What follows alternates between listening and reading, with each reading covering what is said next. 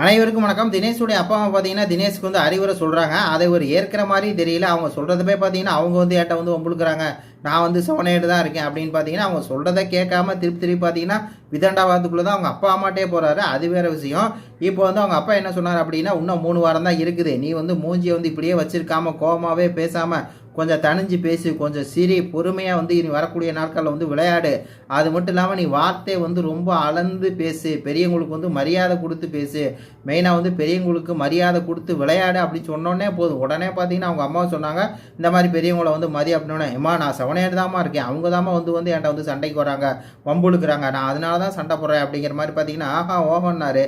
அதுக்கப்புறம் அவங்க அப்பா வந்து சொல்லிட்டார், வார்த்தையை நீ வந்து அளந்து பேசு, பெரியவங்களுக்கு மரியாதை கொடு. இந்த கேமே வந்து பார்த்தீங்கன்னா அடுத்த வம்பு கொடுக்கறது, சிண்டு மூட்டி விடுறது, கோவப்படுறது வைக்கிறது, இதான் இந்த கேமு, அதான் இந்த பிக் பாஸ் கேமு. நீ வந்து அதை புரிஞ்சுக்காம வந்து பார்த்தீங்கன்னா அளவுக்கு கடந்த மரியாதை கொடுக்காம பேசின அப்படின்னா உன் மானமே கப்பலில் ஏற்றப்படும் அப்படிங்கிற மாதிரி வந்து பார்த்தீங்கன்னா அவர் ஓப்பன் ஸ்டேட்மெண்ட்டாக கொடுக்குறாரு. அப்போ இந்த மானங்கட்ட தினேஷுக்கு வந்து புரியலை. இல்லைப்பா நான் வந்து மரியாதை தான் கொடுத்து பேசுகிறேன், நான் மரியாதை இல்லைல்ல, நான் வந்து எந்த குறையும் வைக்க மாட்டேன். அவங்க தான் என்கிட்ட வந்து பார்த்தீங்கன்னா இந்த மாதிரி சும்மா சும்மா சும்மா வந்து சண்டைக்கு வருவாங்க, மற்றபடி நான்லாம் ரொம்ப ஒழுங்குப்பா அப்படி இப்படின்னு தான் பேசிக்கிட்டு இருக்காரு.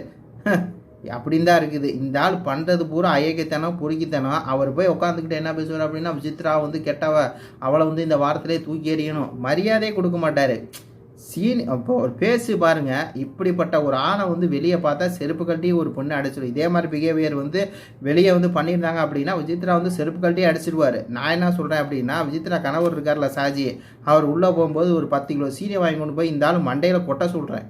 ஏன்னா ஒரு துளியோண்டு சீனியை வந்து பார்த்தீங்கன்னா குப்பை அந்த இதில் போட்டதுக்கு, அது கரப்பாம்பூச்சி விழுந்தன்னு போட்டதுக்கு அவ்வளோ பெரிய சண்டை இழுத்தாரு, அவ்வளோ மன உளைச்சல் கொடுத்தாரு. இந்த பிக் பாஸ் வீட்டிலே இருக்க தகுதி இல்லைன்னு சொன்னார். அப்புறம் அப்படிப்பட்ட ஒரு ஒரு ஒரு தத்திரியம் முடிச்ச ஒரு ஒரு ஒரு ஆள் டார்ச்சர் பண்ணணுமா, விசித்ரா வந்து டார்ச்சர் பண்ணி வெளியே அனுப்புன்னு சொன்னார். அப்படிப்பட்ட ஆள் அவங்க அப்பா சொல்கிறார், இதுக்கு மேலே கேட்பறான்னு வைப்போம். அது மட்டும் இல்லாமல் நம்மளுடைய சாஜியை உள்ளே வரும்போது அந்த ஆளுக்கு ஒரு 10 கிலோ சீனியை வாங்கி கொடுத்துருங்க பாஸ், அவன் பண்ணுற அட்டுழியை தாங்க முடியல, திருடி திருடி திருடின்னு சொல்லிக்கிட்டே இருக்காரு அப்படிங்கிற மாதிரி தான் இருக்குது. ஆனால் சாஜி வந்தாருன்னா தினேஷுக்கு ஒரு செருப்படி பக்காவாக கிடைக்கும் அப்படிங்கிற மாதிரி தான் என்னுடைய கருத்தாக இருக்குது. உங்கள் கருத்துக்களை சொல்லுங்கள். நன்றி, வணக்கம்.